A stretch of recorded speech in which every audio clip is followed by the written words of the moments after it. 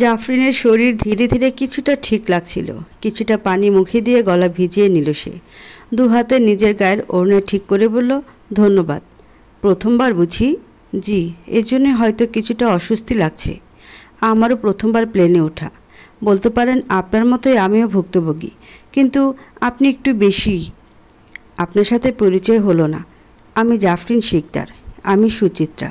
কিন্তু আপনি কোথায় যাবেন? আমার বাবা এদের কোম্পানিতে চাকরি করত। গত মাসে অ্যাক্সিডেন্টে ইন্তেকাল করেছেন কোম্পানি থেকে, তাই আমার আগের লেখাপড়ার দায়িত্ব নিয়েছে। তাই আজ যাচ্ছি। আপনারা? জাফরিনের কথা একটু নড়েচড়ে বসল সুচিত্রা। গায়ের আঁচল ঠিক করে বলল, ওই যে ভদ্রমহিলাকে দেখছেন, তিনি আমার দাদি। ভদ্রমহিলা আজ 52 বছর পর সে তার স্বামীকে দেখতে পাবে এই আশা নিয়ে 7 সাগর পাড়ি দিচ্ছে। ঠিক বুঝলাম না। এক দেশে যেহেতু যাচ্ছি, দেখা তো হবেই, তখন না হয় এসব গল্প করা যাবে। ঠিক সেই সময় এমিলি এসে জাফরিনকে বলল, ম্যাম, আপনি ঠিক আছেন? ডাক্তার এসেছে, আপনার একটু চেক আপ করতে চাইছে। আমি ঠিক আছি। ভয়ের কারণে এমনটা হয়েছিল। এছাড়া আমি ঠিক আছি। তবুও একবার একটু দেখে নিতে দিন। আমাকে এই কাজের দায়িত্ব দেওয়া হয়েছে। আশা করি বুঝবেন। জাফরিন কিংবা সুচিত্রা বুঝতে পারল যে অবধি জাফরিন চেক আপ করাবে না, সে অবধি এমিলি দাঁড়িয়ে থাকবে। এই মেয়েটাকে দেখে জাফরিনের কেন যেন ভয় হয়। তার গায়ে থাকা কোট দেখে মনে হয় কর্পোরেট জগতের বিশেষ ব্যক্তি, যে অনেক কিছুই জানে। নিশ্চয়ই তার নির্দেশনায় চলে অনেকে। অথচ জাফরিনকে সে ম্যাম বলে ডাকাটা তার সমীচীন মনে হয় না। অনুনয়ের সুরে বলা কথাটাও ফেলতে পারে না সে। তাই রাজি হয়ে যায় চেক আপের জন্য। জাফরিনকে নিয়ে একজন বিমানবালা কিছুটা দূরে বসতে বললে সে জানালার পাশে বসল। খোলা আসমানের দিকে তাকিয়ে রইল সে। ঠিক সেই মুহূর্তে তার মনের অতীতের আসমানে ক্ষতবিক্ষত পানির মতন উঠতে লাগলো তার বাবার স্মৃতি। আজ সে কাঁদতে পারবে, কেউ নেই তাকে দেখার মতন। তার ভয় পাওয়ার কোনো কারণ নেই যে তাকে কাঁদতে দেখলে তার বোন কিংবা মা ভেঙে পড়বে। বাবার মৃত্যুর 28 দিন পর জাফরিন খুব করে কাঁদল। দুহাতে মুখ ঢেকে ফুপিয়ে কাঁদতে লাগলো সে। আজ নিজেকে সত্যি এতিম লাগছে তার। মায়ের মুখ চাইলেও দেখতে পারবে না। দীর্ঘ সময় পর জাফরিন নিজেকে সামলে নিল। তাকে শক্ত হতে হবে, কারণ তার বাবার মৃত্যুর রহস্যটা তাকে জানতে হবে। বাবা সে লাস্ট মেল কেন এসেছিল, তাকে গুরুত্বপূর্ণ ফাইলটা অন্য একটা ডিভাইসে রেখে কেন দিতে বলেছিল তার বাবা। এরপর কেনই বা ডিলিট হয়ে যায় জাফরিনের নিজস্ব সেই মেল আইডিটা। এত সব রহস্যের সমাধান করতেই জাফরিন এগিয়ে চলেছে এক অজানা গন্তব্যে, যেখানে তাকে দিন রাত পরিশ্রম করে শিখতে হবে বাবার সেই গুপ্ত পদ্ধতি, যে পদ্ধতিতে সে লুকিয়ে রেখেছে সকল তথ্য। জাফরিন এটা অন্তত জানে যে তাকে পড়াতে নিয়ে আসার কথাটা নিছক বাহানা মাত্র। তারা তাকে একটা মাধ্যম হিসেবে নিয়ে যাচ্ছে, সেটাও জাফরিন বুঝতে পারছে। তারা ততদিন তার মাথার উপর হাত রাখবে যতদিন তার বাবা সেই ডকুমেন্টস না পায়। মেয়েটাকে তারা হালকাভাবে নিয়ে চরম ভুলটা করে বসল। তারা হয়তো বুঝতেই পারেনি জাফরিনকে তারা নিয়ে যাচ্ছে না, বরং জাফরিন নিজে যাচ্ছে তাদের সাথে, তার বাবার মৃত্যুর রহস্যটা জানবার জন্য। কারণ তাদের সাথে একই কাদায় মাখামাখি না হলে যে কাদার ভেতরে ডেবে থাকা সেই সুচটা খুঁজে পাওয়া যাবে না। দু চোখ মুছে মুছে সামনে তাকাতে জাফরিন দেখতে পেল ডাক্তার বসে আছে। তারা চেক আপ করে জানালেন ঠিক আছে সে। চলে যাওয়ার পর কিছুটা গায়ে এলিয়ে দিল মেয়েটা। ক্লান্ত লাগছে তার ভীষণ। দু চোখ ভর করে নেমে এলো ঘুমের প্রজাপতি। সেই সময় জাফরিন অনুভব করতে লাগলো সেদিনের চেনা গন্ধটা, যে গন্ধটা তাকে রাত জাগতে বাধ্য করেছিল। তার মনে হতে লাগলো ধীরে ধীরে হালকা সুগন্ধিযুক্ত ফিনফিনে বাতাস ছুঁয়ে দিচ্ছে তার ঠোঁটে, চোখে, গালে কিংবা শরীরে। খুব করে চাইলেও দু চোখ মেলে তাকিয়ে দেখতে, কিন্তু দুটো চোখ তার সাথে প্রতারণা করে তাকে নিয়ে গেল গভীর ঘুমের উপবনে। মেয়ে চলে যাওয়ার পর বাড়ির জন্য মন কেমন করছিল জাফরিনের মায়ের। এ সময়টা তার ইদ্যত পালনের ছিল, কিন্তু নিজের অংশ মেয়েটা দেশ ছেড়ে চলে গেল বলেই বাড়ি থেকে বেরিয়েছিল সে। আজ পুনরায় বাড়িতে ফিরে এলো। আসার সময় নাতি নাতকুদের সাথে করে নিয়ে এসেছে। বড় মেয়ের ঘরের ছেলেটা তার কাছেই থাকবে কয়েক মাস। সামনে তার মাধ্যমিক পরীক্ষা। নিজ থেকে প্রস্তুতি নেওয়ার উদ্দেশ্যে এখানে আসা। কারণ জেমি আজ সকালে কল দিয়ে তার শাশুড়ির ব্যাপারে সবটা বলেছে। এটা শোনার পর সে কিছুই জবাব দিতে পারেনি। সে বলেনি ও বাড়ি থেকে বেরিয়ে আয়, তোর বাবা বাড়ি দিয়ে গেছেন সেখানে ওঠ। সে বলেছে, মা, তোমার সংসার, তুমি ভুল বুঝতে পেরেছ, অথচ আর কয়েকটা ঘন্টা আগে বুঝতে পারলে না। তাহলে হয়তো আমার ছোট মেয়েটা এক বুক হতাশা নিয়ে যেত না। তুমি জানো না মা, আমার মেয়েটা তোমার পথ চেয়ে বসেছিল। মায়ের এমন কথা শুনে দু চোখ ভিজে এলো তার। জেমি কিছুই বলতে পারল না, শুধু অনুনয় সুরে মাকে বলল, মা, ছেলেটার পড়া হচ্ছে না এ বাড়িতে, তোমার কাছে রাখবে? জিজ্ঞেস করতে হবে না, তুমি ওকে পাঠিয়ে দাও, আমি আজ বাড়ি ফিরব। বাড়ি ফিরেই এক সমস্যার সম্মুখীন হলেন তিনি। জোহরের ওয়াক্তে জিলিপি কিনে মসজিদে মিলাদ পড়ানোর ব্যবস্থা করেছিলেন। সে জিলিপি জাফরিনের চাচাদের হাতে দিতেই তারা কেউ হাতে নিলই না, উল্টো দুটো কথা শুনিয়ে দেওয়ার উদ্দেশ্যে বলল, জুতো মেরে গরু দান করার কোনো দরকার নেই। একবার মেয়েকে দিয়ে অপমান করাও, আবার নিজে আসো। আপনারা আমার বড়, আপনাদের সাথে কিসের অপমান? ছোটোর নামে থানায় মামলা দাওনি, আবার আসছো পিরিত দেখাইতে? আমার মেয়েকে মারার চেষ্টা করছে সে। আপনি তো বড় চাচা, আপনি একটাবার গিয়ে দেখতেন কেমন আছে আমার মেয়েটা। তোমরা আমাদের কোনো কথা শুনছো যে তোমাদের কথা আমাদের শুনতে হবে? আমাদের ভাইরা চুষা খাইছো, সব করে দিছি, রক্ত ঘাম করা পরিশ্রম দিয়ে এখন বসে বসে খাইতেছো আমাদের হক নষ্ট করে। আপনাদের হক নষ্ট করিনি, আর এই কথাটা আগেও একদিন বলেছেন, সেদিনও জবাব পেয়েছেন, আজকেও দিচ্ছি। স্বামীর ইনকাম খাওয়াটা তাকে চুষে খাওয়া বলে না। সে আমার স্বামী ছিল, আমি তার দায়িত্ব ছিলাম। ভবিষ্যতে আমার সাথে কথা বলতে এলে সাবধানে বলবেন, আর এমন কোনো কথা বলবেন না যেন আপনাকে সম্মান দিতে আমার দুইবার ভাবতে হয়। দীর্ঘ পথ পাড়ি দিয়ে জাফরিন পৌঁছেছে তার গন্তব্যে। এয়ারপোর্টে দাঁড়িয়ে দম বন্ধ করা শ্বাস নিল সে, যেন এই মাটিতে সে শ্বাস নিতে চাইছে না। এমিলি তাকে পথ দেখিয়ে নিয়ে যাচ্ছে। কিছু সময় পর ইউভানের সেই পরিচিত লোক এসে তাকে এই দেশের একটা ব্যাংক কার্ড এবং কিছু ক্যাশ দিয়ে গেল। জাফরিন ধন্যবাদ জানাতেই এমিলি এসে বলল, ম্যাম, আপনার থাকার ব্যবস্থাটা আপনার বাবার ব্যক্তিগত ফ্ল্যাটেই করা হয়েছে। ওটার মালিকানা আপনার নামেই ছিল। আমি সে অবধি আপনাকে পৌঁছে দিচ্ছি। জাফরিন সম্মতি জানিয়ে এগিয়ে চলল তার সাথে। ছিমছাম করে গোছানো রয়েছে ফ্ল্যাটটা।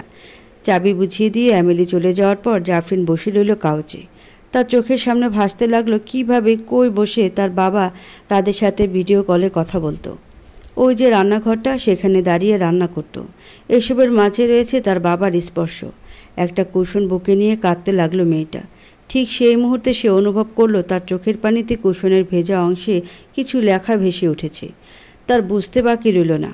সে দ্রুত লবণাক্ত পানিতে দিয়ে কুশন ভেজাতেই দেখতে পেল স্পষ্ট লেখা, জাফরিন, মা, তুমি যদি এখানে এসে থাকো তবে আমি এতদিনে মৃত। মনে রেখো, তোমার আশেপাশেই রয়েছে সব, কিন্তু তাদের হাতে লাগতে দিও না, কারণ পেয়ে গেলে তোমাকেও বাঁচতে দেবে না। বাবার বেডরুমে প্রবেশ করে বিছানায় গায়ে এলিয়ে দিল জাফরিন। এখন গভীর রাত। এখানে আসার পর ইউভান এবং মায়ের সাথে কথা বলেছে সে। এই মুহূর্তে সে বড্ড ক্লান্ত, তাছাড়া ক্ষুধাও পেয়েছে বেশ বড়সড় আকারে। পেটের মধ্যে ক্ষুধা যেন ঘূর্ণিপাক দিচ্ছে। কি খাবে সে? ব্যাগ খুলতে মনে পড়ল তার মা ব্যাগে দুটো চিড়ে ভাজা মোয়া দিয়েছে। জাফরিন আনতে চায়নি, কিন্তু তার মা জোর করে দিয়েছেন, যেন ক্ষুধা লাগলে দুটো মুখে দিয়ে এক গ্লাস পানি খেয়ে নিতে পারে।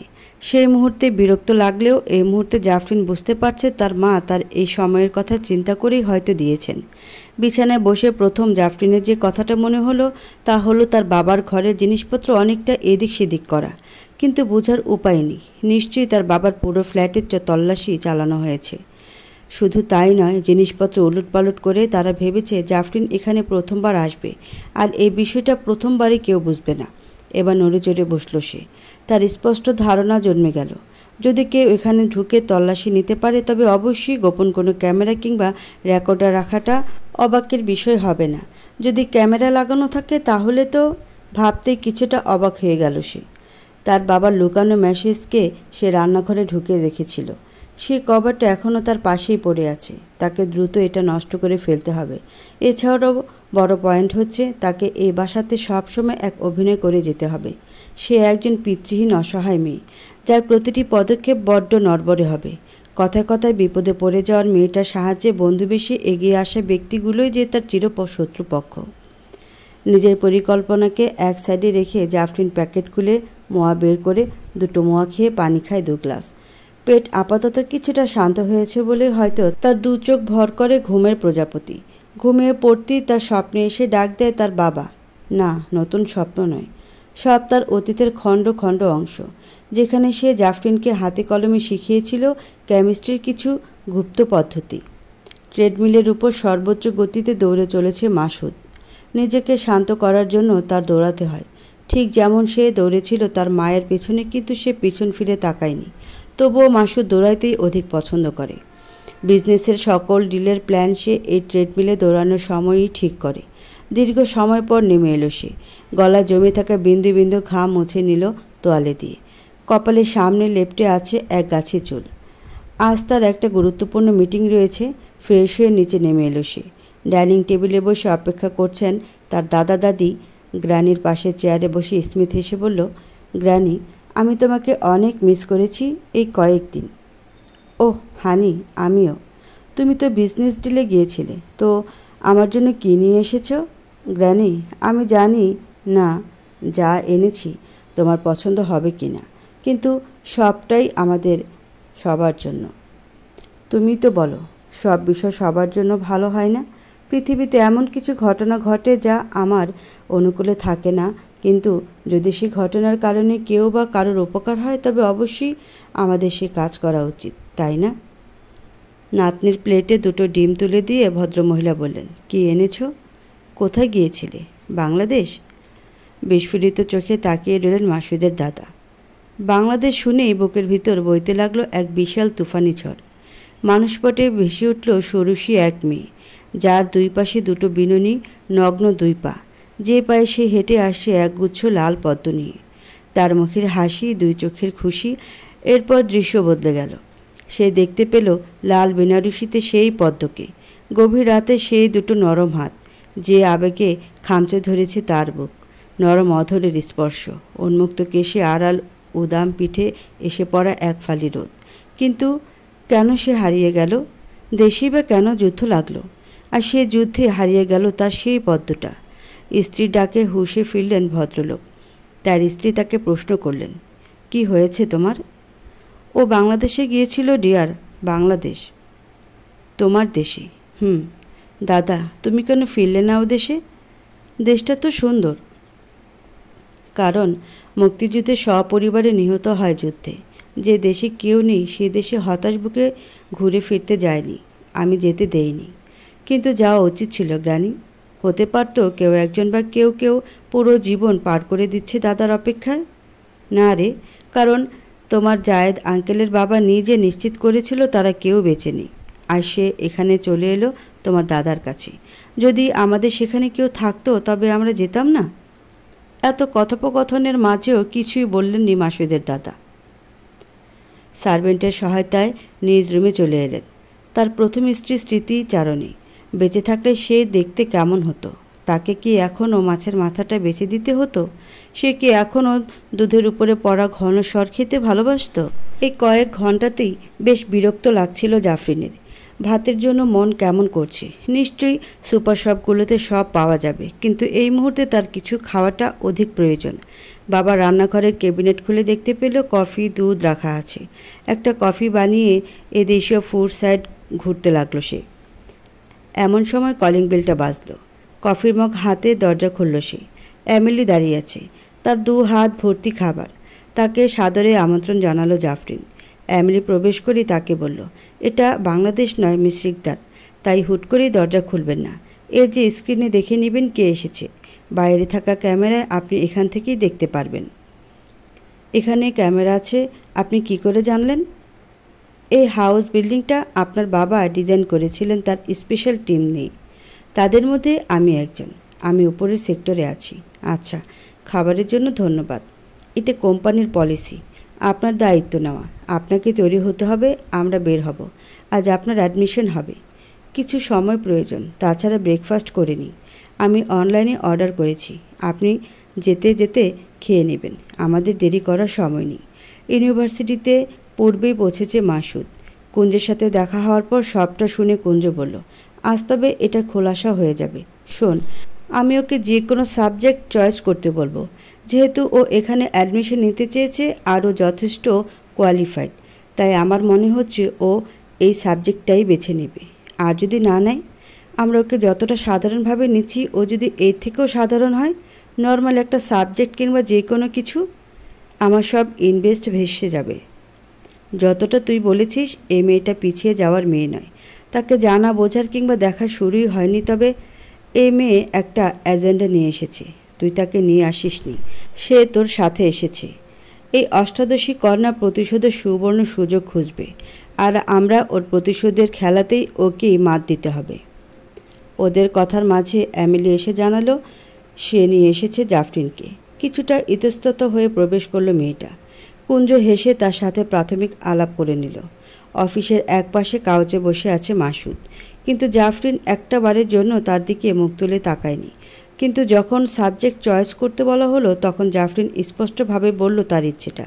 শিকারী নেকটের দুর্বল হাসিটা ফুটে উঠল তখন মাসুদের ঠোঁটে। সে মনে মনে বলল, দেখা যাক এবার কে এগিয়ে যেতে পারে, তোমার প্রতিশোধ নাকি আমার তোমাকে পাওয়ার নেশা। মাসুদের ভীষণ ইচ্ছে করছে জাফরিনের মাথায় নিজের হাতটা রেখে তাকে আশ্বাস দিয়ে বলতে, ভয় নেই, তোমার কেউ নেই কে বলে, আমি তো আছি। এই যে তোমার আশেপাশে, সবচেয়ে কাছে। তুমি যে আমার সাম্রাজ্যে এসেছো, আমার সমাগ্রী হয়ে। ফিনফিনে বাতাসকেও অনুমতি নিতে হবে তোমাকে ছুঁয়ে যাওয়ার আগে। কিন্তু এসব বলা হয় না, কারণ এসব মাসুদ বলতে পারবে না। সবার সামনে নয়, এমনকি দূরেও নয়, কারণ এসব তার স্বভাবের সাথে যায় না। এই দেশে প্রেমিকা বদলানোটা পোশাক বদলানোর মতন মনে হয়। বিয়ে ছাড়া থাকাটাও স্বাভাবিক, অথচ জাফরিন যেমন পরিবেশ থেকে এসেছে, সেখানে এই সম্পর্কটা ভীষণ পবিত্র বলে মনে হয় তার। সারা জীবন একজন অপেক্ষা করে অপর মানুষটার জন্য, তার জন্য জমিয়ে রাখে দেহের সব আবেগ, একমাত্র অধিকার দেয় তার স্বামীকে। অথচ মাসুদের কালচার ভিন্ন। এখানে একজনকে জড়িয়ে ধরা কিংবা লিভিংয়ে থাকাটা যেমন স্বাভাবিক, তেমনি সিঙ্গেল মা বাবা সন্তানদের বড় করছে, এটাও। এক এক দেশের এক এক নিয়ম। তবে ভালোবাসার নিয়ম সব ক্ষেত্রেই কিন্তু এক। ভালোবাসলে প্রেম দহনে জ্বলতে হয়, যেমন জ্বলছে মাসুদ। খুব ইচ্ছে করছে তার শক্ত করে আবেগে জড়িয়ে নিতে মেয়েটাকে। কেন কাঁদছে সে? ল্যাপটপের স্ক্রিন থেকে চোখ সরিয়ে নিল মাসুদ। আজ সিসি ক্যামেরা লাগানো হয়েছে পুরো অ্যাপার্টমেন্টে। অন্য কোনো উদ্দেশ্য নয়, জাফরিনের নিরাপত্তার জন্য এমন করা হয়েছে। কুঞ্জ ঠিক বলেছিল, মেয়েটা এখানে নিরাপদ নয়। এটা প্রমাণ আজ সকালেই পাওয়া গেছে। কেউ তাকে ফলো করছিল, যদিও এমিলি সাথে ছিল, কিন্তু কত সময় থাকবে সে? প্ল্যান মোতাবেক জাফরিনকে তারা কোনো প্রকার সুযোগ সুবিধা দেবে না। বাকি 5 জনের মতন সেও নিজের পথ নিজে তৈরি করে এগিয়ে যাবে। প্রচণ্ড বুদ্ধিমতী মেয়ে জাফরিন। একবার যদি বুঝতে পারে তাকে কেন আনা হয়েছে, সে বদলে দিবে নিজের পরিকল্পনা। তাকে তার মতন এগিয়ে যেতে দেওয়াটাই শ্রেয়। তবে নিরাপত্তার ব্যাপারে কোনো ত্রুটি রাখা যাবে না। স্যার, আসব? জি আসুন।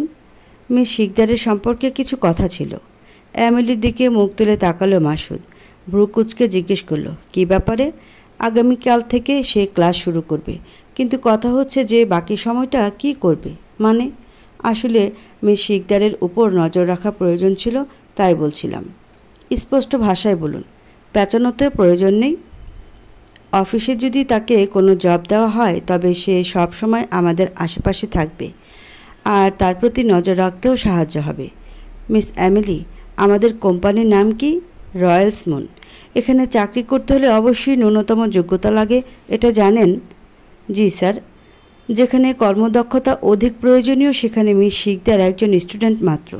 সে বাকি সবার সাথে মিশতে পারবে? আমি শুধু বুঝতে পেরেছি, তাকে তার যোগ্যতা অনুসারে অফার করবেন, নিজ থেকে নয়। যদি সে বলে তবে। আমাদের এখানে অনেক পার্ট টাইমার আছে, তাদের মতন করেই তাকে হ্যান্ডেল করবেন।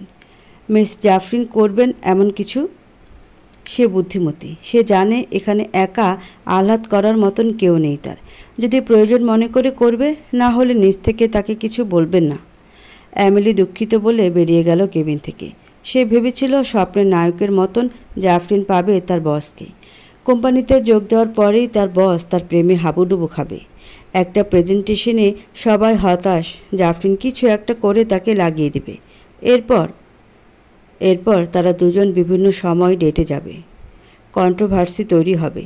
অফিসের সবার সামনে মাসুদ এলান করবে জাফরিন তার বাগদত্তা। এমনটা হবে এটাই ভেবেছিল এমিলি। সে মনে করেছিল হয়তো এমনটা ভেবেই তাকে নিয়ে এসেছিল মাসুদ। কিন্তু মাসুদের কথায় তার ভুল ভেঙে গেল। সে আরও একবার বুঝলো এই মানুষটাকে সে চিনে না, জানে না। তাকে দূর থেকে ভালোবাসতে জানলেও তাকে বিন্দু মাত্র জানতে শিখেনি সে। ফিরে এসে জাফরিন মায়ের সাথে কথা বলছিল।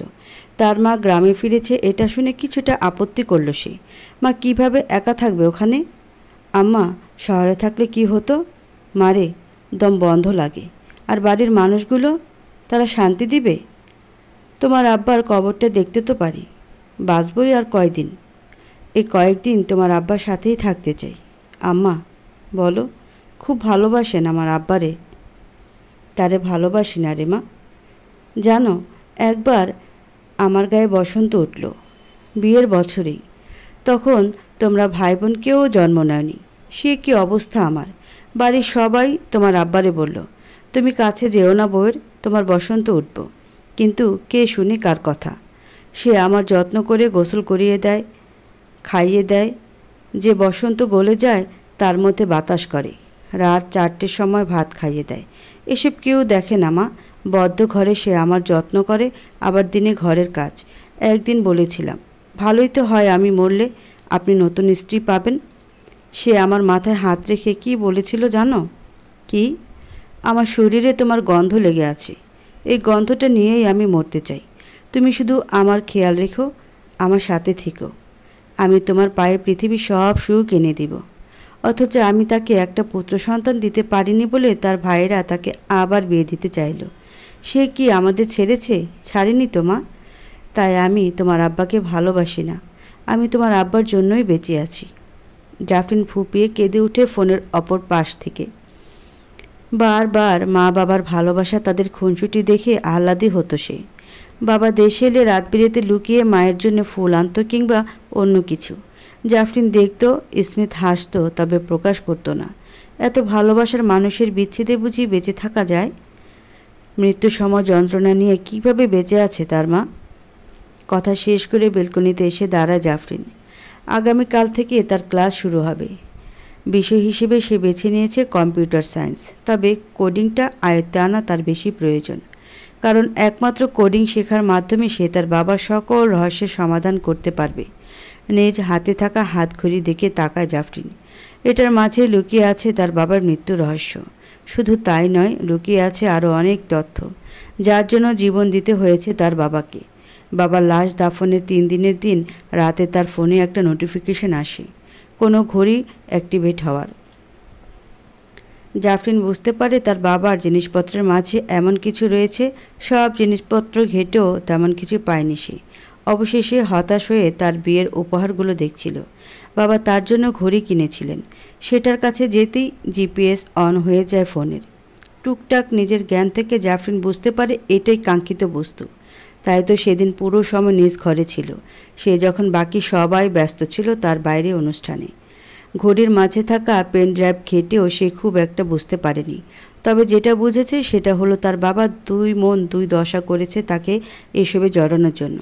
একবার সে ভেবেছে মেয়েকে এসবের মাঝে জড়াবে না, কিন্তু মাসুদ নামের ব্যক্তির জন্য তাকে এখানে আসতে বলেছে। পেন ড্রাইভে থাকা প্রথম ফাইলটা অন করার পর জাফরিন মেসেজ পায়, মা ও আমার মা, তুমি যদি এটা পেয়ে থাকো তবে আমি আর নেই। আমাকে হয়তো ওরা মেরে ফেলবে। সিদ্ধান্ত তোমার হাতে, তুমি আসবে কি না। যদি তোমার বিয়েটা হয়ে যায় তবে তুমি সাবধানে থেকো। ঈশান ছেলেটা লোভ বেশি, তুমি সামলে চলো। বাকিটা তোমার সুখেই সুখী আমি। আর যদি বিয়েটা না করো তবে মাসুদের জন্য হলেও এখানে একটা বার এসো।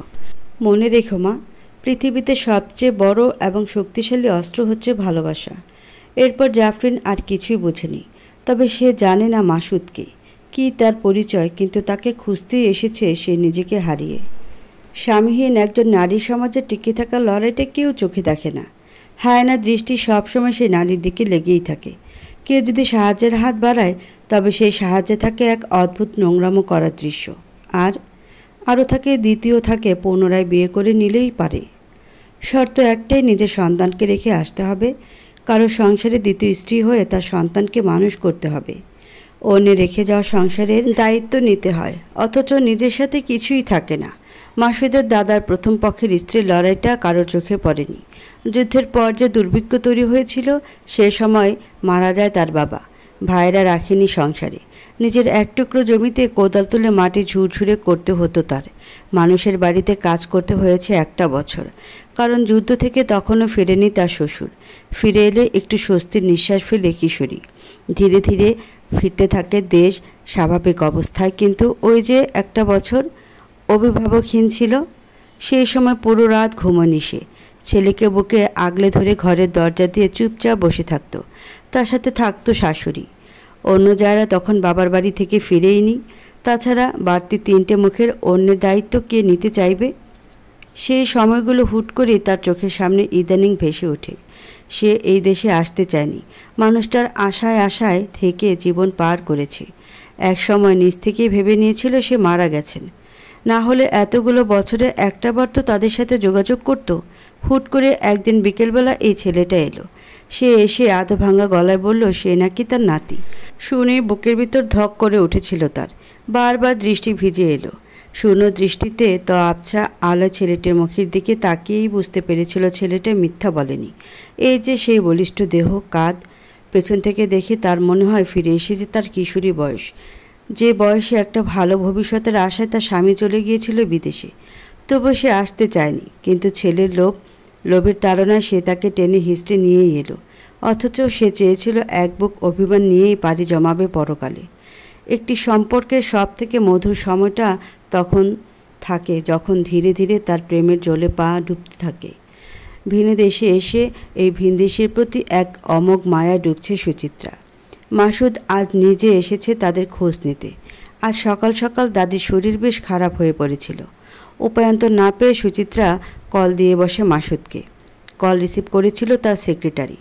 এমিলি এত সকালে সেখানে কি করছে ভাবতেই চিন্তার রেখা উদয় হলো তার ললাটে। অপরদিকে দাদির চিন্তায় ঘাম ছুটে যাচ্ছে। নিজেকে কোনোভাবে সামলে সে বিস্তারিত বলতেই মাসুদ নিজে এসেছিল। দাদির জন্য চিকিৎসার সকল ব্যবস্থা নিজে থেকে করে তারপর ফিরেছেন। সুচিত্রা নিজ হাতে তাকে 1 কাপ চা করে এনে দিয়েছিল। এমিলি বাধা দিচ্ছিল, কিন্তু মাসুদ চায়ের কাপ হাতে নিয়ে 2 চুমুক দেওয়ার পর হাসি ফিরিয়ে দিয়ে বলল, আমি চাতে অভ্যস্ত নই, তবুও বেশ ভালো হয়েছে। কথাটা শুনে সুচিত্রার মন বেশ খারাপ হয়ে গেল। তার বারবার মনে হতে লাগলো যে কেবলমাত্র তার মন রক্ষার জন্যই মাসুদ চায়ের কাপটা হাতে নিয়েছিল। সকালের নাস্তাটা করে যাওয়ার অনুরোধ করলো। মাসুদ বলল, আজ নয়, অন্য একদিন। দাদু একটু সুস্থ হলে আপনারা মানসিক প্রস্তুতি নিন, কারণ সময় হয়ে এসেছে আপনাদেরকে পরিবারের বাকি সবার সাথে পরিচয় করিয়ে দেওয়ার। কারণ আপনাদের এই মুহূর্তে পরিচয় প্রয়োজন। দাদা সাহেব কিংবা দাদুর অবস্থা বেশ ভালো নয়, মৃত্যু তো বলে কয়ে আসবে না। মাসুদ চলে যাওয়ার সময় দরজা হাত দিয়ে সুচিত্রা এসে বলল, আবার কবে আসবেন? সময় হলে আমায় পাশে পাবেন। ফোনের স্ক্রিনে তাকিয়ে মাসুদের মুখে স্ফীত হাসি ফুটে উঠেছে। জাফরিন পায়ের উপর পা বসে বসে আপেল খাচ্ছে। তাকে দেখে মনে হচ্ছে সে যুদ্ধে যাবে। সামনে রাখা আছে কয়েক পদের রান্নার সময় ব্যবহৃত ছুরি। একবার তার মনে হয়েছিল মেয়েটা আত্মহত্যাও তো করতে পারে। পরক্ষণে মনে হয় এটা জাফরিন শিখতে আর অন্য কেউ নয়, যে সহজে ছেড়ে দিতে জানে। মাসুদ ভাবছে তাকে সে নিয়ে এসেছে, এটাই জাফরিন মনে করে। কিন্তু মাসুদ জানে তাদের এই কাজের এখানে আসার জন্য জাফরিন টোপ ফেলেছে। ওই দিন জাফরিনদের বাড়িতে আগুন লাগার ব্যাপারে মাসুদ অনেক কিছুই আন্দাজ করতে পেরেছিল।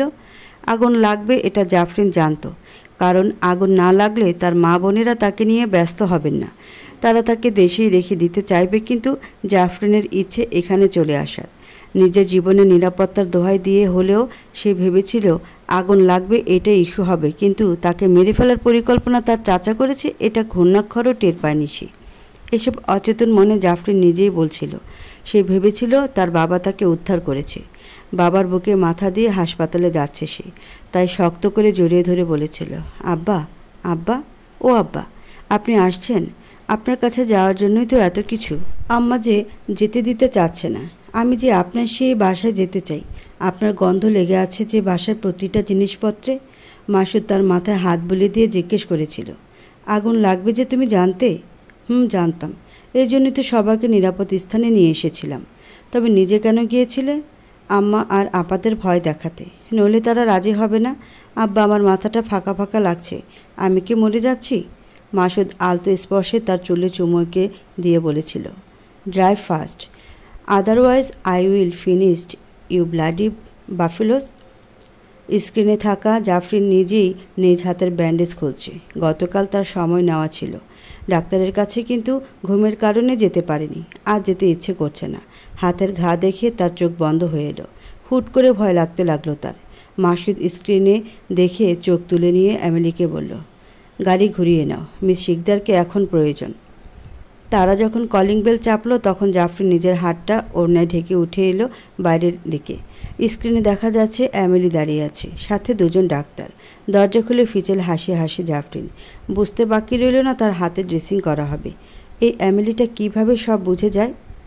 তার জন্য নিয়ে এসেছে বাঙালি খাবারটাও, কিন্তু ড্রেসিং করা হবে বুঝেই সে বলল, আমার হাত ঠিক আছে, আমি ড্রেসিং করব না।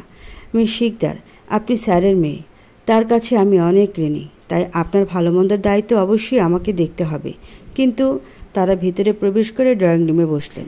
এমিলি জাফরিনকে তাগিদ দেয় খাবার খেয়ে নিতে। খাবার খাওয়ার সময় বারবার তার মনে হচ্ছিল একটু পর তার মৃত্যুদণ্ড কার্যকর করা হবে বলেই এত আয়োজন চলছে। খাবার শেষ করে এসে বসতে সে অনুরোধ করলো, লোকাল অ্যানাস্থেসিয়া দিয়ে হাত অবশ করে নিন না, আমার সহ্য হবে না এত ব্যথা। ডাক্তাররা একে অপরের দিকে চাইলেন। একজন সম্মতি দেওয়াতে তার হাতে ইঞ্জেকশন দেওয়া হলো। মুহূর্তে জাফরিনের দু চোখ বুজে ঘুম নেমে এলো। সে ঢলে পড়ল কারোর বুকে। মুখ থেকে মাস্ক খুলে মাসুদ তাকে পাজকুলো করে নিয়ে গেল বেডরুমে। শক্ত করে বুকের সাথে আগলে ধরে রইল। অপরদিকে চলছিল জাফরিনের হাতের ড্রেসিং।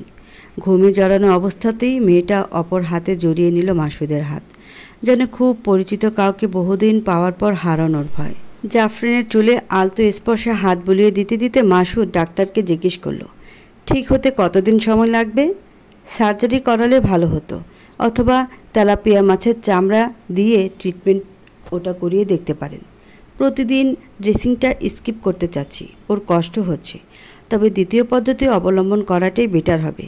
কোনো ক্ষতির সম্ভাবনা যদি 1% থাকে তবে অন্য উপায় দেখুন, এইটাই সব থেকে ভালো হবে। তেলাপিয়া মাছের চামড়ায় কোলেজন প্রোটিনের টাইপ 1 ও টাইপ 3 রয়েছে, যা আগুনে পুড়ে মারাত্মক ক্ষতিগ্রস্ত হওয়া অংশকেও খুব সহজে সারিয়ে তুলতে পারে। এটাকে ব্যান্ডেজের মতন ব্যবহার করে নিলেই হবে। বেশ, তবে এটাই করুন। প্রতিদিন ঘুম পাড়িয়ে অবশ করলে ওর অন্য ক্ষতির আশঙ্কা থাকবে, আমি সেটা চাই না। জি, আমরা দেখছি। ড্রেসিং শেষ করে এমিলি চলে গেল তাদের নিয়ে। মাসুদ উঠে দাঁড়িয়ে দেখল যাচ্ছে তাই অবস্থা হয়ে আছে জাফরিনের স্টাডি রুমের। সেখানে পা রাখতেই তার মনে হলো, না, জাফরিন এমন অগোছালো করেনি। কেউ একজন এসেছিল এখানে কিছু একটা খুঁজতে। সে নিশ্চয়ই কাঙ্ক্ষিত বস্তু খুঁজে পায়নি।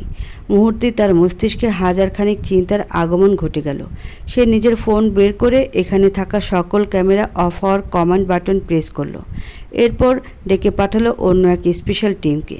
তারা এসে পুরো ঘর থেকে অন্য কারো লাগানো 4টে ক্যামেরা উদ্ধার করলো। মাসুদ এমিলি দিকে তাকাতেই সে মাথা নিচু করে রইল, কেননা একমাত্র মাসুদের অনুপস্থিতিতে এমিলি এখানে আসার অনুমতি পেয়েছে। স্পেশাল টিমের সাহায্যে তারা সকল ক্যামেরা অফ করে নতুন করে লাগানো হলো এবং সিস্টেম আপডেট করলো, এমনভাবে যাতে উক্ত ক্যামেরা বাদে অন্য কোনো ক্যামেরা এখানে অ্যাক্টিভেট না করা যায়। সাথে সকল কিছুর অ্যাক্সেস মাসুদের কাছে থাকবে। সে ব্যতীত এখানে কেউ আসতে বা বের হতে পারবে না। জাফরিন যদি এখান থেকে বের হতে চায় তবে মাসুদের ডিভাইসে প্রথমে অ্যাক্সেস পারমিশন চাইবে। সে পারমিশন দিলে ফ্ল্যাটের মেইন ডোর ওপেন হবে। প্রায় 30 মিনিট সময় লেগেছিল সবটা ঠিক করতে। জাফরিন তখন ঘুমে মগ্ন। সবাই ফেরত যাওয়ার পর মাসুদ ক্লান্ত দেহে গায়ে এলিয়ে দিল পাশের কাউচে। জাফরিনের হাতটা এবার চিন্তা ফেলছে তাকে।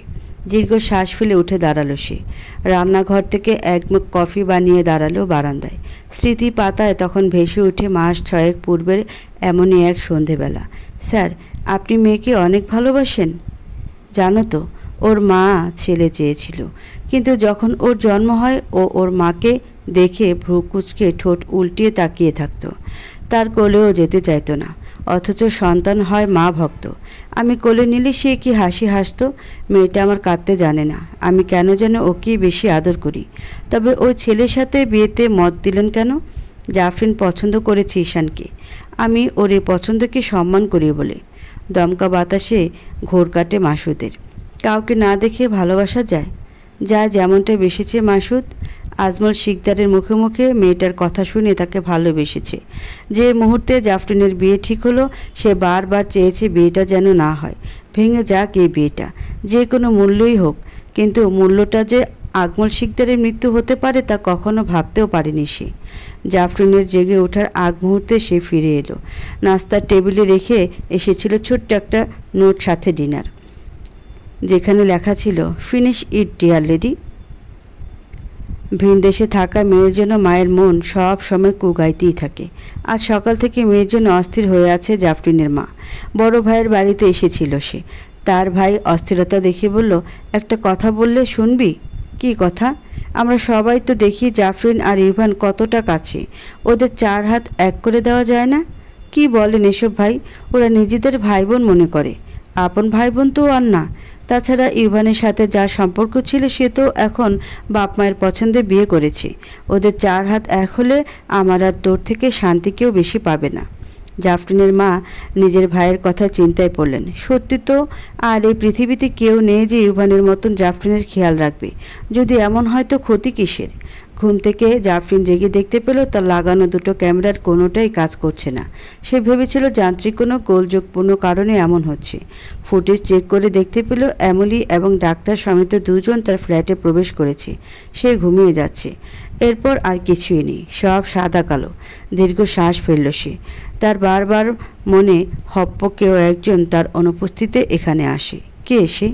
এটাই জানার জন্য লাগিয়েছিল দুটো ক্যামেরা। হয়তো কম দামি বলে নষ্ট হয়ে গেল। দীর্ঘ শ্বাস ফেলে নিচে নেমে এলো সে। তার সাথে ঘটে যাওয়া ঘটনা তার স্বাভাবিক লাগে না। এমিলি মেয়েটা এত কেন করে? কি সুন্দর তার পুরো ফ্ল্যাট গুছিয়ে রেখেছে, অথচ সে এত বড় কোম্পানিতে জব করে। খাবার টেবিলের কাছে এসে জুসের গ্লাস দেখতে পেল সে। হাতে নিয়ে এক চুমুকে সবটা শেষ করে ফেলেছে।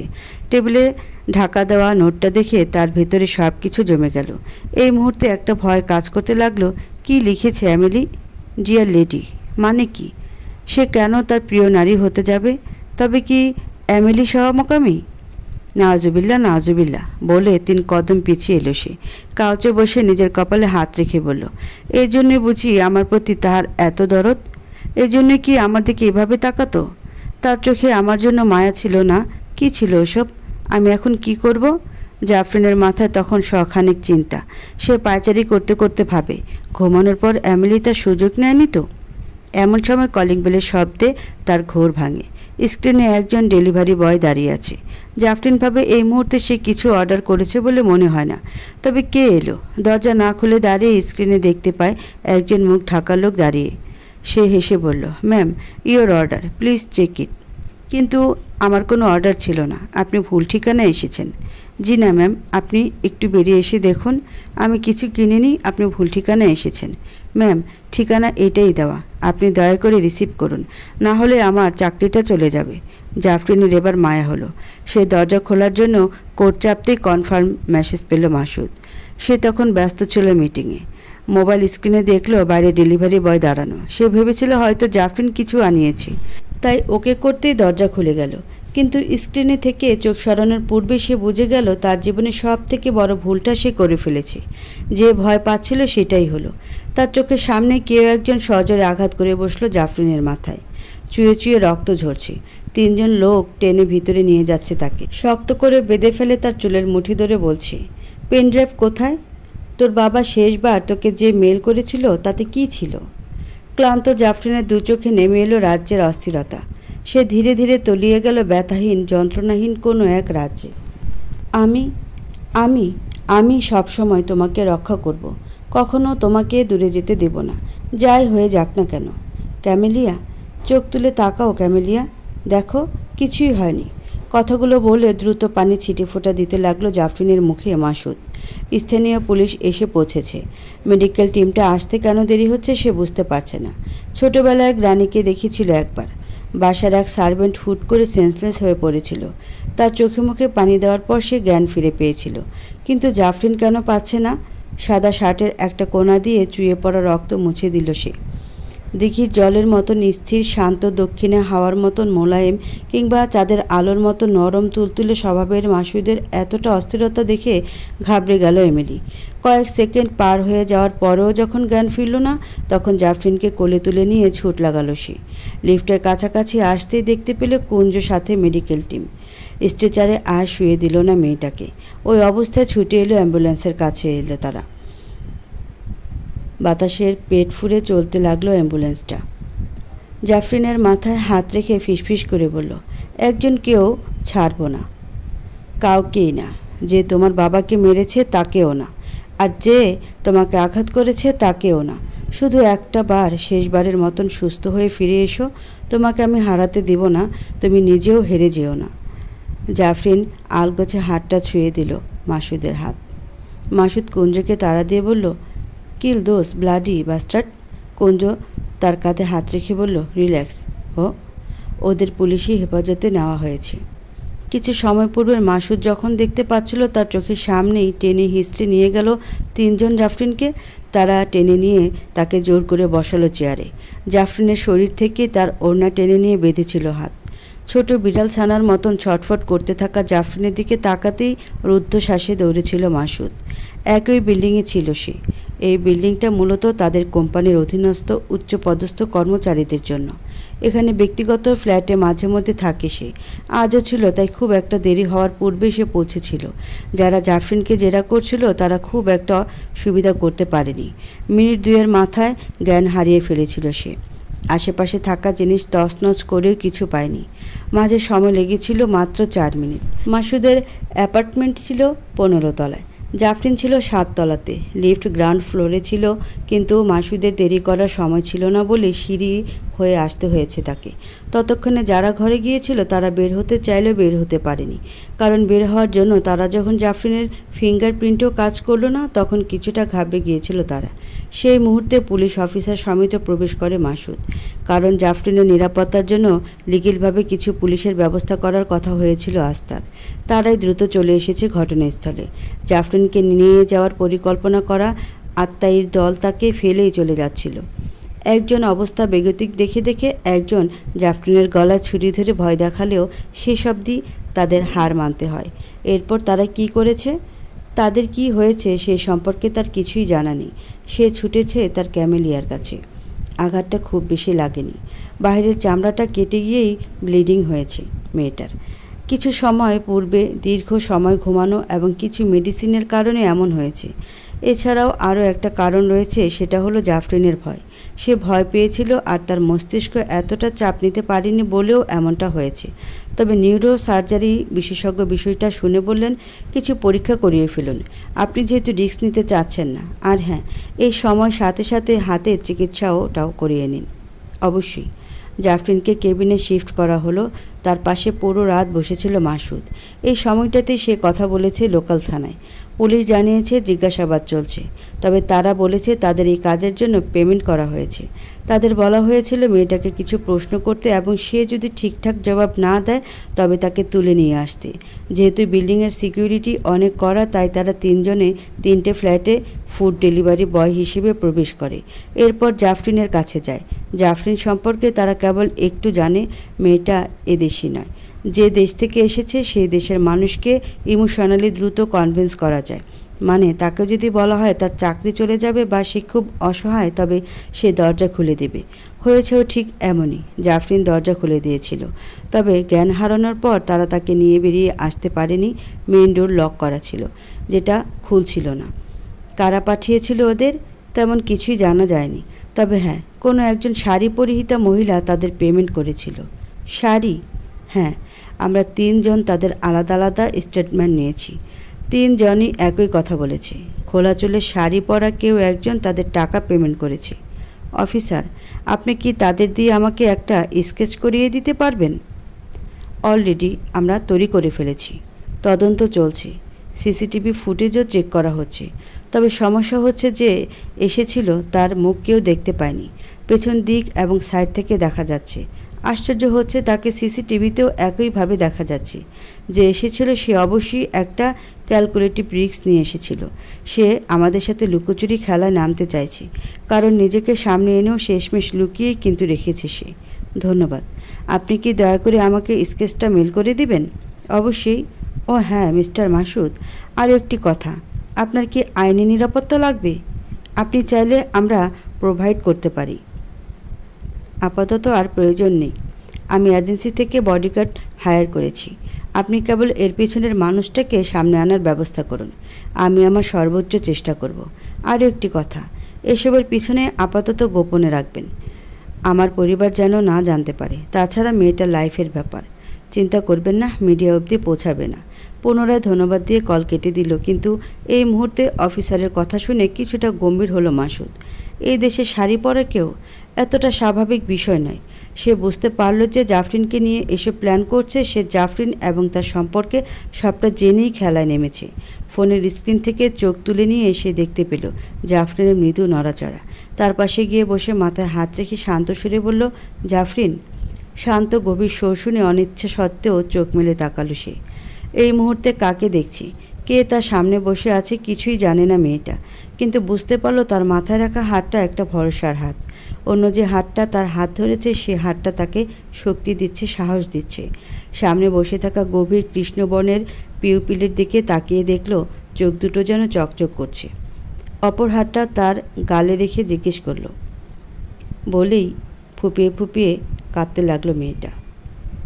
তার মাথায় হাত বুলিয়ে দিয়ে কিছু সময়ের মাঝে তাকে শান্ত করে নিয়ে মাসুদ সবে মাত্র ফোনে আসা মেলটা চেক করলো। স্কেচের দিকে তাকিয়ে সে বিস্ময় দৃষ্টিতে মনে মনে বলল, সুচিত্রা। একজন নারীর জীবনে সবচেয়ে অসহায় শোক হলো পিতৃশোক, যে শোক কাটানোর কোনো পন্থা থাকে না। একজন মেয়ের জীবনে প্রথম পুরুষ, প্রথম ভরসা থাকে তার বাবা। পুরো পৃথিবী তার বিপরীতে চলে গেলেও মেয়ের মাথায় হাত রেখে বলতে জানে, ভয় কিসের, আমি আছি, তুমি এগিয়ে যাও, বাকিটা আমি দেখব। কিন্তু পৃথিবীর সব বাবা এমন নয়। ভালো মন্দের মিশ্রণেই এই পৃথিবী। জাফরিন তার বাবার কাছাকাছি ছিল। মেয়েটা সব সময় ভাবত, এই তো বাবা কত কাছে। ফোন হাতে নিলেই তাকে দেখা যায়, কথা বলা যায়। অথচ যেদিন বাবা মারা গেল সেদিন সে হাড়ে মজ্জা টের পায় বাবা কতটা দূরে। ঘুমের ঘরে অবচেতন অবস্থায় সে বারবার বাবাকেই ডেকে যাচ্ছে। তার শিয়রে বসেছিল মাসুদ। ব্যথার যন্ত্রণায় আবল তাবল বকছিল জাফরিন। তার কথাগুলো অস্পষ্ট, তবে সেদিকে খেয়াল করলে বোঝা যায় সে তার মাকে ডেকে চলেছে। ডাক্তার এসে রুটিন চেক আপ করে গেল। জাফরিনের গায়ে তীব্র জ্বর। একে তো হাতের ক্ষতটা, সাথে তার মাথাতেও সেলাই পড়েছে 4টে। লোকগুলোর কাছে যদি খুন করার পারমিশন থাকতো তবে হয়তো তারা তাই করত। বহুতল ভবনের এই হাসপাতালের ভিআইপি জোনে আছে জাফরিন এবং মাসুদ। কুঞ্জ সিকিউরিটির ব্যবস্থা করেছে বাইরে। তার ধারণা মতে পুনরায় হামলা হবে জাফরিনের উপর। এরপর যে হামলা হবে সেটা হবে প্রাণঘাতী। তাকে মেরে ফেলাই থাকবে তাদের একমাত্র উদ্দেশ্য। দরজায় মৃদু কড়া নেড়ে ভিতরে প্রবেশ করলো কুঞ্জ। কফি এগিয়ে দিয়ে বলল, এখন কেমন আছে? ভালোই তো বলল। কিছু সময় আগেও কিছু বিড়বিড় করে বলছিল। রেকর্ড করেছিস কেন? হতে পারে এটা সেই ইনফরমেশন যেটা আমাদের চাই। মাসুদ হতাশ দৃষ্টিতে তাকালো তার বন্ধুর দিকে। কুঞ্জ মরিয়া হয়ে উঠেছে সেই ইনফরমেশনের জন্য, অথচ একটাবার তার বন্ধুর মনের মাঝে বইতে থাকা দাবানলের স্রোতটার আভাস পাচ্ছে না। এই সামান্য ছোট মেয়েটাকে হারানোর যে তীব্র ভয় তাকে কাবু করে রেখেছে, এ ভয়ের ছাপ কি সে দেখতে পাচ্ছে না? এই মুহূর্তে জাফরিনের সুস্থতাই যে অধিক কাম্য, এটুকু কি সে জানে না? নাকি জেনেও না বোঝার ভান করে রয়েছে? এই মুহূর্তে তুই কি ভুলে যাচ্ছিস? এটার উপর অনেক কিছু নির্ভর করছে। ভুলিনি আমি, তবে এই মুহূর্তে ওসবের থেকেও অধিক প্রয়োজন মিস শিকদারের নিরাপত্তা। ভালোবেসে ফেলেছিস? শোন, নিজের ভেতরের এই উষ্ণতাকে সামাল দে, না হলে এই মেয়েটাকে প্রাণে বাঁচিয়ে রাখতে পারবি না। আমি জানি প্রতিপক্ষটা আমার আপনজনের মাঝেই কেউ, কিন্তু সে এই মেয়েটার কথাটা জানতে পারল কিভাবে? কথাটা বলতে না বলতেই তার কপালের শিরা ফুলে উঠল। সে বেশ ভালো করে জানে আজকের ঘটনার সাথে সুচিত্রার কোনো যোগসূত্র নেই। তাকে কেবলমাত্র একটা গুটি হিসেবে প্রদর্শন করা হয়েছে। কিন্তু এই মুহূর্তে সব থেকে চিন্তার বিষয় হচ্ছে যে জানে জাফরিনের কথা, যে জানে সুচিত্রার কথা, সে এটাও নিশ্চয়ই জানে তার দাদার প্রথম পক্ষ এখানে রয়েছে। তার থেকে সেই মানুষগুলো নিরাপদ নয়। কুঞ্জকে বলল একবার সেখানে গিয়ে খোঁজ নিতে, আর এটা অবশ্যই জেনে আসতে যে তাদের সাথে কেউ দেখা করতে এসেছিল কিনা, আর সুচিত্রা কেন বাইরে গিয়েছিল। টেবিলের উপরে থাকা জাফরিনের ফোনটা বারবার বেজে চলেছে। টায়ের নট ঢিলে করে এগিয়ে এলো মাসুদ জাফরিনের ফোনের কাছে। মা নামে সেভ করা নাম্বার থেকে বারবার কল আসছে।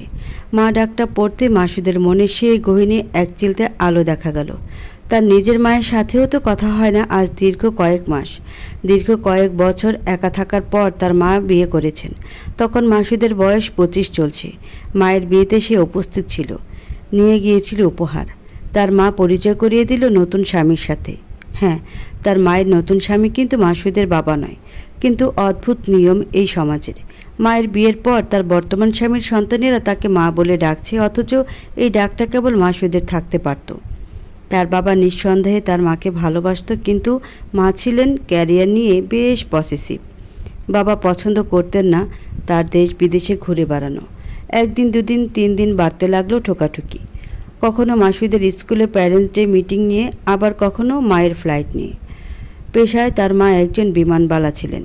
মাসুদ ছোটবেলা দেখত ফ্লাইট শেষে মা এসেছে গভীর রাতে, বাড়ি ফিরেই তার কপালে চুমো দিচ্ছে। সেই সময় তার ইচ্ছে হতো মায়ের গলাটা জড়িয়ে ধরতে, কিন্তু তার পূর্বেই মা চলে যেতেন অন্য রুমে। পাশের রুম থেকে রাতভর ভেসে আসতো নিচু স্বরে তর্ক বিতর্ক। আবার কোনো ভোরে মাসুদ বারান্দায় দাঁড়িয়ে দেখত উঁচু উঁচু হিল পরে এগিয়ে যাচ্ছে তার মা। হয়তো কিছু সময় পরেই তার ফ্লাইট। এমন নয় তার মা তাকে কম ভালোবাসত। বিভিন্ন সময় বাহারি উপহার নিয়ে হাজির হতো, কিন্তু তার মা আর ভালোবাসতে পারেনি তার বাবাকে যতটা ভালোবেসেছিলেন নিজের ক্যারিয়ারকে।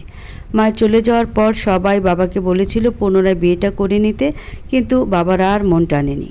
হয়তো তার জীবনে ভালোবাসার 7 রঙা রংধনু আর কাউকে দেখে জাগেনি। বাবা পুরো জীবন পার করে দিল ফাইল এবং নতুন প্রজেক্টে, আর মা চাকরির পর পাতিয়ে নিল নতুন সংসার। এখন আর সে চাকরি করে না, কারণ মায়ের দ্বিতীয় বিয়ের শর্ত ছিল তাকে হাউসওয়াইফ হতে হবে, দায়িত্ব নিতে হবে অচেনা মানুষের সন্তানের। মা খুশি খুশি মেনে নিয়েছে। কথাটা শোনার পর মাসুদ তার মাকে জিজ্ঞেস করেছিল, মা, তবে কেন আমরা তোমার পছন্দ নই? কেন তুমি আমাদেরকে বেছে নিলে না? তার মা আলতো স্পর্শ করে ছেলের গায়ে হাত রেখে বলেছিল, আমি তোমার বাবাকে ঠকানোর যন্ত্রণাটা টের পেতে চাই, মাই লাভ। পুনরায় ফোন বেজে ওঠা ধ্যান ভঙ্গ হলো মাসুদের। স্ক্রিনে ভেসে ওঠা নাম দেখে তার মনে পড়ল জাফরিনের মায়ের বয়স তার মায়ের থেকে কম হবে, অথচ ভদ্রমহিলা স্বামী শোকে নিজেকে যতটা কাতর করেছেন, পরবর্তী জীবনে হয়তো বিয়ের কথাটা চিন্তাও করবেন না। কিংবা তার বড় দাদি, সে নিজেও দাদা নামে বৈধব্য পালন করে চলেছে পুরো জীবন। বঙ্গদেশের নারীগুলো এমন কেন? তারা কিভাবে পারে নিজের মাঝে এত মায়া লুকিয়ে রাখতে? মাসুদ নিজের প্রশ্নের জবাব পায় না। তবে সে চিন্তা করে একদিন জিজ্ঞেস করবে তার বড় দাদিকে, কিভাবে এতটা ভালোবাসা যায়, কতটা ভালোবাসলে নিজেকে নিঃস্ব করে অন্যের জন্য অপেক্ষা করা যায়। ফোন রিসিভ করে মাসুদ জাফরিনের মাকে কিছুটা মিথ্যে কথা বলল। সে জানালো জাফরিনের হাতের সার্জারির জন্য ভর্তি করা হয়েছে, তাই সে আপাতত কয়েকদিন ফোন ব্যবহার করবে না। সে এসেছিল রুটিন চেকআপের জন্য, কিন্তু ডাক্তার আজকে তাকে ভর্তি হতে বলেছে। চিন্তার কিছু নেই, সে ঠিক আছে। ফোন কেটে দিতেই বেজে উঠল মাসুদের ফোন। কুঞ্জ কল দিয়েছে, যার কথার সারাংশ এটুক দ্বারায় মাসুদের মায়ের বর্তমান স্বামী এসেছিল ওদের সাথে দেখা করতে, এবং সে একজন বাংলাদেশি যার সাথে সুচিত্রা বেরিয়েছিল। এমনটা সিসিটিভি ফুটেজ চেক করে জানা গেছে। তার ধারণা হচ্ছে জাফরিনের বাবার মৃত্যুর সাথে মাসুদের মায়ের কোনো না কোনো যোগাযোগ রয়েছে। জাফরিনের হাতের অস্ত্রোপচার বেশ ভালোভাবে সম্পন্ন হয়েছে। এই মুহূর্তে মেডিসিনের প্রভাবে সে ঘুমিয়ে আছে। সেই গভীর ঘুমে এক অদ্ভুত স্বপ্ন দেখল সে। তার মৃত বাবা বসে আছে তার মাথার কাছটায়, পরনে সাদা রঙের শার্ট। জায়গাটা চিনতে খুব একটা সময় লাগলো না। এটা এই হাসপাতালের এই বেডরুমেই। স্বপ্নে জাফরিন উঠে বসেছে। বাবার আদরে আহ্লাদিত হয়ে হাত জড়িয়ে ধরে বলল, আব্বা, আমার এখানে ভালো লাগছে না, আপনি চলেন আমরা বাড়ি ফিরে যাই। আম্মাজান, আমি তো বাড়ি ফিরেই গেছি। মাঝ থেকে আপনাকে এই বিদেশ বিভুঁইয়ের মাঝে ফালাইয়া উড়াল দিছি স্বার্থপরের মতন। না আব্বা, আমি নিজেই তো আসছি। আম্মাজান, চোখের সামনে যা দেখা যায় তা কিন্তু সব সত্যি না। মনে রাখবেন, পানির স্বচ্ছতা প্রকাশে আকাশ, আলো আর মাটি তিনটার যথাযথ স্থান প্রয়োজন। আকাশ, মাটি আর আলো। আম্মাজান, নিজের খেয়াল রেখো। তুমি আমার কলিজার টুকরা। মানুষ বেঁচে থাকতে তার কলিজার সন্তানকে দিতে পারে না। আমি তোমাকে দিয়েছি, চিন্তা করো, সব বুঝতে পারবে। জাফরিনের ঘুম ছুটে গেল। মাথা তো ভোঁতা যন্ত্রণা হচ্ছে। উঠে বসবে, কিন্তু খেয়াল হলো তার হাতে শক্তি পাচ্ছে না। টেবিলের উপরে অনবরত বেজে চলেছে ফোন। শিবিকার সাহায্যে ফোনটা তুলে হাতে নিল সে। ইউভান কল দিচ্ছে। জমা হয়েছে আরও কয়েকটা মেসেজ। ফোনের তারিখ দেখে বুঝতে পারল পার হয়েছে ইতিমধ্যে 3টা দিন। ফোনে কথা বলতে চাইলে সেবিকা জানালেন তার ফোনে কথা বলা বারণ রয়েছে। জাফরিন বলল, আমার বাড়ি থেকে কল দিচ্ছে, নিশ্চয়ই তারা চিন্তিত রয়েছে আমাকে নিয়ে। ম্যাম, আপনার স্বাস্থ্যের কথা চিন্তা করেই বলা হচ্ছে। এই মুহূর্তে কথা বলাটা আপনাকে উত্তেজিত করে দিতে পারে। কয়েক মুহূর্ত হলো আপনি জেগেছেন। এই মুহূর্তে আমাকে কথা না বলতে দিলে আমি উত্তেজিত হয়ে যাচ্ছি। সেই মুহূর্তে দরজায় নক করে ভিতরে প্রবেশ করলো সুচিত্রা। 2 মিনিট সময় চেয়ে নিয়ে জাফরিন ডায়াল করলো ইউভানের নাম্বারে। কেমন আছিস? ভালো ভাইয়া, তবে মাথাটা ঝিমাচ্ছে। দাঁত দিয়ে শক্ত কিছু চিবোতে ইচ্ছে করছে। অপারেশন শেষ হয়েছে? আমাদের জানিয়েছিল ওনারা। কথা ছিল শেষ হলে খবরটা জানাবে, কিন্তু দেরি হচ্ছে দেখে ভীষণ চিন্তায় পড়ে গিয়েছিলাম। ইভানের কথাতে এতটুকু স্পষ্ট যে 3 দিন তাদের সাথে নিয়মিত যোগাযোগ করে জাফরিনের খবর তো ঠিক দেওয়া হয়েছে, তবে আত্মীয় হামলা সম্পর্কে তারা কিছুই জানে না। মায়ের খবর জানতে চেয়ে জাফরিন জিজ্ঞেস করলো, মা কেমন আছে? কোথায় এখন? গ্রামে আছেন। এসেছিল গতকাল, আজ ফিরেছে। বৃদ্ধাশ্রমের কাজটা ধরতে চাইছেন। আর বড় আপা? আপা কেমন আছে? আপা কি এখনও তার শাশুড়ির জন্য ছোট হয়ে থাকে? তুই যাওয়ার পরপর আপা এসেছিল। ফুপুর পা ধরে খুব কাঁদছিল সে। নিজের কৃতকর্মের জন্য মাপ চেয়েছে। এরপর আর ফেরেনি। দুলাভাই তাদের নিয়ে আলাদা উঠেছে। তাহলে তো মাইমা আমাকেই দোষ দিচ্ছে। আমার জন্য তার সংসার ভাগ হলো। ছোট ছেলের বউটা কোনো বিচার পেল? আত্মহত্যার কোনো বিচার নেই। আজ কি হয়েছে যে সবার কথা জিজ্ঞেস করছিস? তোমাদের মনে পড়ছে। জানো তো, নিজের উপর নিজের ভীষণ রাগ হয় আমার। আমি মেয়ে বলে কি দুর্বল? কেন? একজন পুরুষের দেহে যতটা শক্তি আছে নারীর নেই। তাই পুরুষের খারাপ নিয়তের কাছে, খারাপ শক্তির কাছে নারী দৈহিক শক্তিতে হেরে যায়। কিছু হয়েছে? না। মন খারাপ হলে আকাশের দিকে তাকাবি। ঝলমলে আলো মনের অন্ধকার কাটিয়ে স্বচ্ছতা আনবে। জাফরিনের হুট করে মনে পড়ল তার বাবার সেই কথাগুলো। সে স্বপ্নে দেখেনি, তার অবচেতন মন বারবার নির্দেশ করছে একটা দিক, আলো, আকাশ আর স্বচ্ছতা। এমন কিছুর কথা কি বাবা বলতে চাইছে দেয়ালে সেই পেন্টিংটার ভাষায়? জাফরিন বুঝতে পারল তার জন্য পরবর্তী ক্লু লুকিয়ে আছে নিজ ঘরের বিছানার নিচে রাখা সেই পুরনো ছবিটাতে, যেখানে পাওয়া যাবে তার বাবার মৃত্যুর একমাত্র কারণ। সামনে সুচিত্রা থাকায় নিজের অস্থিরতা প্রকাশ করল না জাফরিন। যতটা সেদিন জানতে পেরেছে এই মেয়েটা কোম্পানি সিএ ও মাসুদের কিছু একটা লাগে, তাই তাদের নিয়ে আসা হয়েছে দেশ থেকে। এখানে যুদ্ধটা এই কোম্পানির লোকের সাথেই করতে হবে। জাফরিন এটা জানে যে কেউ শত্রু হতে পারে, সেটা এমিলি হোক কিংবা সুচিত্রা। এই মুহূর্তে নিজের ছায়াকে বিশ্বাস করে না সে, অন্তত গত দিনের আত্মাই হামলার পর। মায়ের সামনে মুখোমুখি বসে আছে মাসুদ, তার মায়ের গোছানো সংসার। এই সংসারে ব্যস্ত দিন পার করছে ভদ্রমহিলা। চুলে পাক ধরেছে, চোখের নিচে জমেছে কালি। উন্মুক্ত পৌরুষগুলো চোখে আঙ্গুল দিয়ে দেখিয়ে দিচ্ছে সে নিজের যত্নের প্রতি সময় কতটা দিতে পারে। কফির মগ এগিয়ে দিয়ে ভদ্রমহিলা মাসুদের দৃষ্টি সেই মুহূর্তে পোষা বিড়ালটার দিকে। বিড়ালটার নাম স্নুফি। স্নুফিকে উপহার হিসেবে দিয়েছিল মাসুদ নিজেই। নিজের প্রিয় বিড়ালের নাম সে রেখেছিল জিজেল। আগে মা তার সাথে দেখা করতে আসলে তাকে স্নুফি বলে ডাকত এবং স্নুফিও আহ্লাদ করত। সেই সূত্র ধরেই উপহার দেওয়া। মার্জার গোত্রের এই সুন্দরী এই মুহূর্তে ময়লায় আবৃত। শুভ্র সাদা লোমের বিভিন্ন স্থানে ময়লা লেগে আছে। দেখে বোঝা যায় তার যত্নের অভাব রয়েছে। চোখের দিকটাও ইনফেকশনের প্রভাবে ময়লা হয়ে আছে। একটা ফড়িং ধরার জন্য সে এদিক ওদিক ছোটাছুটি করতে করতে হুট করেই থাবা বসালো মায়ের স্বামীর প্রথম পক্ষের ছেলের হাতে। সজোরে পা দিয়ে আঘাত করে দৌড়ে ফেলে দিল সে জিজেলকে। বিড়ালটা ব্যথায় কুকড়ে দৌড়ে চলে গেল। মাসুদ নিজেকে সংবরণ করে তার মায়ের দিকে তাকিয়ে বলল, তোমার স্বামী কোথায়? বাবা না বলতে পারো, আঙ্কেল তো বলতে পারো। সে কোথায়? অফিসের কাজে বাইরে গেছে। তোমার তাকে দিয়ে কি দরকার? তার মায়ের দিকে একটা ফাইল এগিয়ে দিয়ে মাসুদ বলল, আমি জানি না আমার বাবার ব্যবসা আপনাকে কতটা ঘৃণা করতে বাধ্য করেছিল, কিন্তু রইল আপনার স্বামীর বর্তমান কাগজে নথিপত্র। আপাতত সে পুলিশ কাস্টাডিতে আছে আমার প্রিয়তমার বিরুদ্ধে ষড়যন্ত্র করার জন্য। ভদ্রমহিলা বিষম খেলেন। তিনি চিন্তিত মুখে বললেন, কি বলছো তুমি? জেসিয়াকে আমার স্বামী কি করেছে? জ্যাস, আমার প্রিয়তমা, এটা কে বলল? তাছাড়া ছবিতে যে মেয়েটার সাথে আপনার স্বামী কথা বলছেন তাকে আপনি চেনেন? কেন চিনব না? আমার স্বামীর ছোট বোনের মেয়ে। মানে? হ্যাঁ, ওরা বাংলাদেশ থেকে কয়েকদিন আগেই তো এলো। মাসুদের দুয়ে দুয়ে চার মিলাতে সময় লাগলো না। সে বেশ বুঝতে পারল মাত্র কয়েকটা টাকার লোভে তার পরিচিত কারোর কথাতেই সুচিত্রাকে ব্যবহার করেছে খালিদ ফেরদৌসী।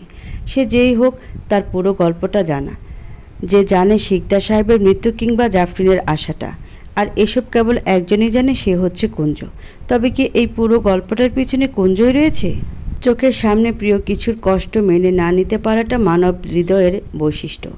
মার্জার গোত্রের সুন্দরী জিজেল মাসুদের ভীষণ প্রিয় ছিল, তাই মায়ের দ্বিতীয় বিয়েতে তাকে উপহার হিসেবে দিয়েছিল সে।